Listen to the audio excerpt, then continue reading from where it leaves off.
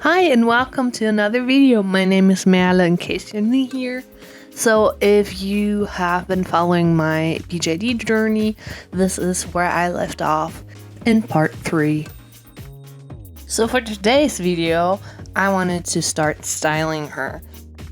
So a while back I started pattern drafting and making little mock-ups of different clothing pieces that I would like to dress her in. I haven't had this much fun pattern drafting since I don't know how long.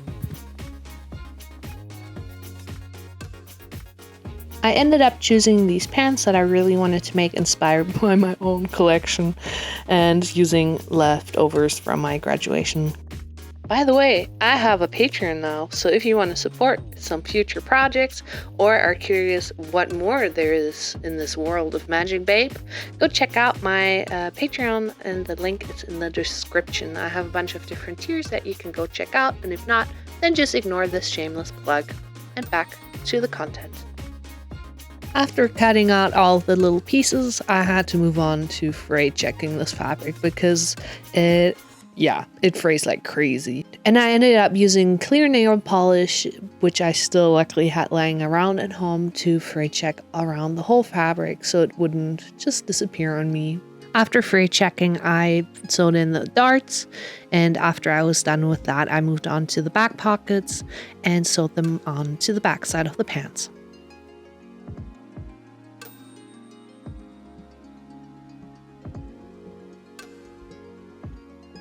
After sewing on the back pockets, I moved on to the little yokes of the pants.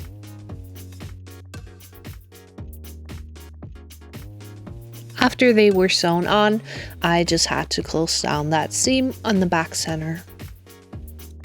After I was happy with the back side of the pant, I moved back on to the front of the pant by giving her little working pockets.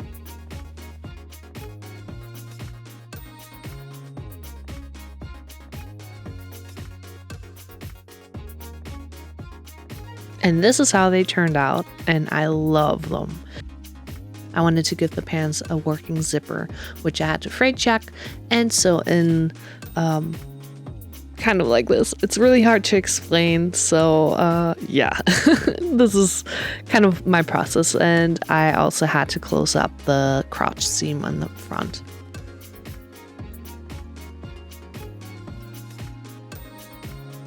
And this is how it ended up looking after I put the zipper in. It looks so cute and it works. I just had to be really careful not to pull the zipper off because it didn't have any little stoppers up top. Now I just have to move on to putting on the waistband. But before I did that, I just had to close off the side seams and the inside seam of the pants. And this is where it happens. I pulled off the zipper hat and the zipper was totally done for because it was a cotton zipper. So this is what I tried to do to fix it. But I couldn't fit it over her butt. So someone else got the pants and she loves it. She looks so cute. But all that work for nothing.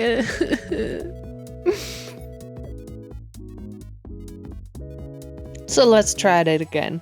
This time I tried a little different approach and tried to give it a little more of a casual jogger pant kind of look without a zipper this time. And I hated it. It just looks so bad on my doll. It's just like a diaper butt. But her, it looked so cute again, and I was so upset. So it took me a week and I tried a third time, and I love the outcome. It looks even better than I expected, and look at that little heart pocket, and it was so crisp, and I really got into sewing, and I was very happy with this outcome. And does the fit? Does the butt look good? Yes, I was very happy. It looks so good. For the top, I wanted something knit, so I pulled out a bunch of yarns that I had left over, and I asked my mom to knit a sweater for me, which is not done yet, so we're gonna skip over that part for now. And of course she needs a statement bag, so I decided to give her a little fanny pack. I started out sewing a little pocket for the inside of the bag, leaving an opening open so I was able to turn this little part inside out after I sewed it. After cutting the heart, I snipped into the top, fray checked it with clear nail polish, and also lined the flat piece of the back. Turning it inside out,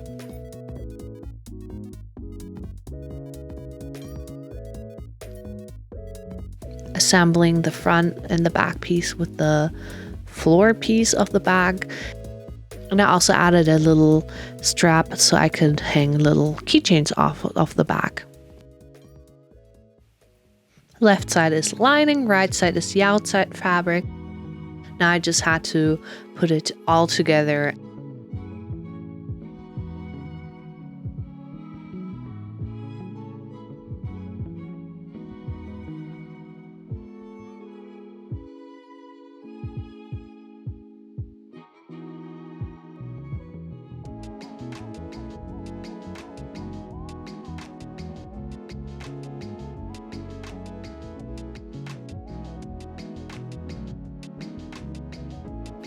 After hand sewing the lining to the back, I also needed a little keychain. So I had a pom-pom laying around in my stash, and I just sewed a string through it. I also had to make a hard decision on which bead to put on the end of my string. After I decided which bead, I free checked it once again. And this is how my little keychain turned out. Onto the shoes. I ended up using air dry clay for the soles and glued on this glittery fabric with my Woohoo glue. But the soles were not platform enough, so I added a big layer of foam clay on the bottom of it. To cover up the ugly top part, I made these little paper soles out of thicker cardstock, covered it with my jersey, and this is how they ended up looking, my little shoes. They turned out so cute, and I just glued it all together with my Woohoo glue.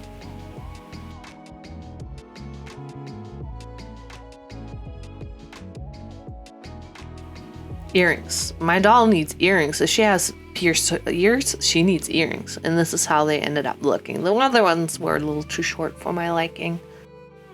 Now that the outfit was almost done, I decided to move on to the hair. At the beginning of the year, I ordered this beautiful, silky, soft, pre-washed alpaca hair. I watched a bunch of videos on how to dye alpaca hair and how to make a wig out of those fibers. And I just had to brush and brush and brush a lot. And honestly, I'm torn about using alpaca again because it was a lot of work, and the dyeing is a lot of work. And the brush did not work, but luckily I found a hair dyeing brush in another set later on. So the process basically was just brushing, dyeing, washing, drying, and brushing again, and that just continued for hours. When I was happy with it, I just had to glue it onto my little plastic lid and actually make real workable wafts out of it. But I was still very unhappy with the color. It was too much of a cool tone, and I hated the color the whole time. And I just thought to myself, trust the process. And then I found my hair chalk, and that was wow, chef's kiss. I just went over it, and I love the color so much better. And my hands were, it was just so much mess. It was such a mess to work with. And I was so happy I was able to start gluing the wig. And after this, I ran out of wefts, and I have to do it all over again.